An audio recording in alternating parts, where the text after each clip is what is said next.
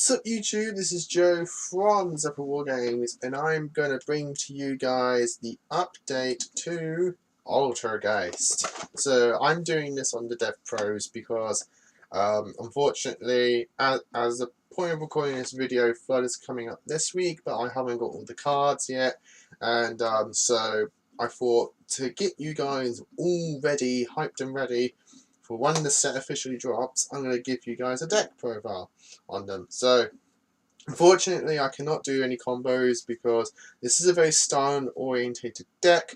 I don't want to also go online and show you Dev Pro replays. I think for your benefits, guys, and to just look a lot better, just be more appealing, look a lot better, wait till the set officially drops when we'll have decks, and hopefully we'll bring you guys some official, duels and that kind of stuff, showing off the Altergeist cards.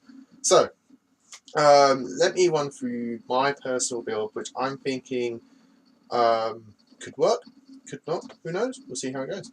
So I'll explain to you some of the tech choices that I got in here as I get to them. So starting off, we have the new one, Altergeist Multi-Faker. So it is a level 3 dark spellcaster, 1200 attack, 800 defense.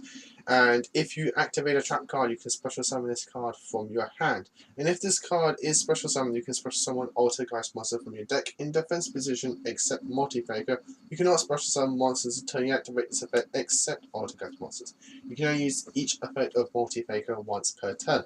So as you can see, as soon as you flip over a trap, special Multi-Faker gets something else from the deck, and then you can start getting your plays going and rolling. So you can see she is a really good addition to the deck. She really helps give the deck some speed, some consistency, and overall some really strong link plays as well. So that's why you pay for your fare. And next we have Altergeist Marionetta. We all know what she does. As soon as you normal summon her, you can set a trap Altergeist from your deck. So, and then she also has another effect which you can target an Altergeist monster in your graveyard, set and an Altergeist card you control, and basically swap them around. Next we play 3 of her for the consistency. Next we play 3 of the Milliseek, which when she attacks directly, which she can just do generally, you can target a card your opponent controls and send it to the graveyard. And if she's sent from the field to the graveyard, you can add an Altergeist card from your deck to your hand, except herself. So she's very nice for consistency as well. I do play one Kunkiri, because Kunkiri is really good in terms of a stun deck like this, where as long as you control an Altergeist card, it can be a monster, it can be a spell, it could be a trap. No matter what you control, as long as it's a face-up Altergeist card, you can special summon her from your hand, negate an attack, and then you can target one face-up card your opponent controls and negate its effects. So the only reason I play with one of her is because she's a level 5, so she can be a bit bricky, but we have multiple ways to search her from the deck. And I do play 2 Sidocretus. She's the bouncer of the deck. You can target one Altergeist card you control and one card your opponent controls and bounce both to the hand. It's a quick effect. I only play 2 of it because you'll search it when you want it. It's not one of those ones where you desperately need at all times. So, and as soon as you get one in circulation, your deck's good to go. I do play 2 of the other new one, which is Altergeist Pixels. It's a level 1 with 100, and it's a wind. You contribute this card to excavate the top 3 cards of your deck. Add 1 excavated Altergeist card to your hand. Also send the remaining cards to the graveyard. You can only use 1 of this per turn. The only reason I'm playing 2 of it is because you do need to summon it, get it onto the field. So it's not like a discard, excavate 3, that kind of thing. So I'm only playing 2 of it, but I like 2 at the moment just because it's a 1-for-1 target as well, and it goes along with the tiny engine that I have of the 2 Darkness cards. So that rounds up the Altergeist cards. So the 2 Darkness cards I've got is 1 Darkest Diablos and 1 Lilith. So the reason I got Lilith in here is because we have a few normal Altergeist trap cards that we want to get going. So she adds a bit. It's kind of like having a 4th Marionetta, if you want to look at it that way. So as we all know, you contribute Lilith, or you contribute 1 dark monster you control in general, and then you can grab 3 normal trap cards from your deck, and your opponent picks one randomly to set to your field, and you shuffle the rest back into your deck. So the targets we have are 2 of our camouflages and our 3 materializations. Ideally, you'd probably just go Lilith, tribute herself, and just literally pick one of your materializations to set that.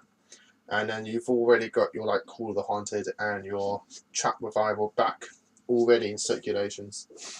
So Lilith could be pretty good, is pretty strong for that. And with Darkest Diablos, sorry guys, I'm going to sneeze. Sorry. And with Darkest Diablos, the reason I put him in here is because he can actually work pretty well with Pixel. So the combo with this guy is you get Pixel onto the field, tribute itself off, excavate 3. If you have Darkest Diablos already in graveyard, that's fine.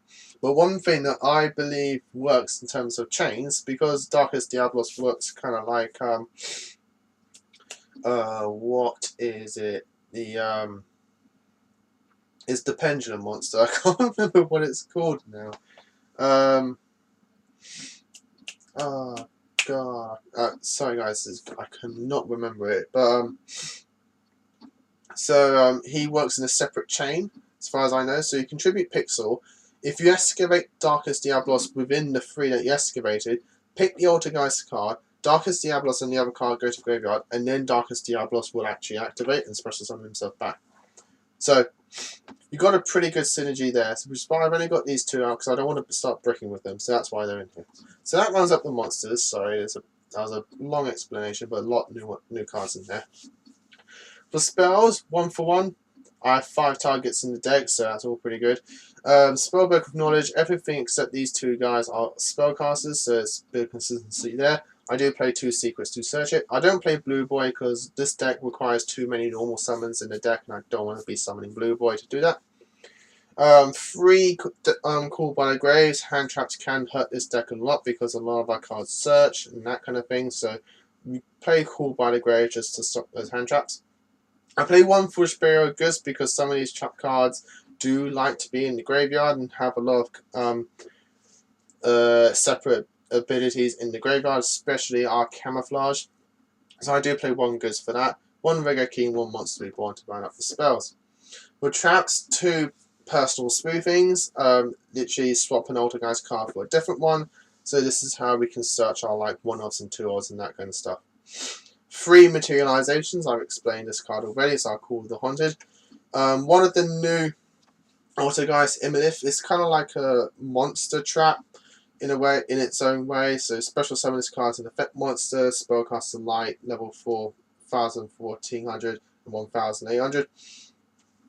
This card is also still a trap card, and if summoned this way, other Altergeist trap cards you control cannot be destroyed by card effects. Also, neither player can target them with card effects. So it kind of protects your continuous traps. The 2 Camouflage makes an Altergeist that it's equipped to unable to be targeted for attacks, but it doesn't prevent them from attacking you directly. We're not really using it for that, but what we're using it for is that if an Altergeist card or cards you control will be destroyed by battle or card effect, you can banish this card from the graveyard instead, hence why we've got Foolish Burial of Goods. And 3 Altergeist Protocol, it's our effect negation as long as we have an Altergeist that we can send to the graveyard. And then I round it all off with 1 Solemn Judgment. The extra deck is pretty much a toolbox. The only thing I would say is play 3 Hexia, is the one we'll probably go into the most. But we have like Baller Dragon, Topologic Bomber, Firewall. The Troy Mares are in here because, you know, they're just pretty all generic as long as they have 2 months with different names. So we have like the Griffin, Deco Talker, Altergeist Prime Banshee, Unicorn. Again, as I said, Hexia, the new girl in town, Altergeist, Kidolga, Troymare Phoenix, Troymare Cerberus, Troymare Goblin, and Underclock Taker. I do like Underclock Taker and Altergeist, to be honest. It helps Altergeist get over problematic cards. So guys, that's the deck. I hope you all enjoyed this version on my take of Altergeist until the set fully drops, when I can start playtesting a bit. And then I'll bring you guys a proper updated deck on the build that I actually think is really strong, good and consistent. And then hopefully after that will be some duels with it. So guys, thanks again for watching, thanks again for staying tuned to the channel and everything like that, and I hope you enjoyed this deck profile and all the videos that we bring to you guys. If you have any comments, leave them down obviously below. We love to take a look at your comments and respond back to you when we can. So guys, until next time, as always, happy dueling. What's up YouTube, thanks for watching that video. I hope you liked it. If you did, hit that like button, and of course don't forget to hit that big red subscribe button in the bottom left hand corner and the notification bell so you don't miss out on anything. We've got more deck profiles, duels, pack openings and many more Yu-Gi-Oh videos coming up for you all year round, so don't forget to stay tuned for all of that. Thanks, and as always guys, happy dueling.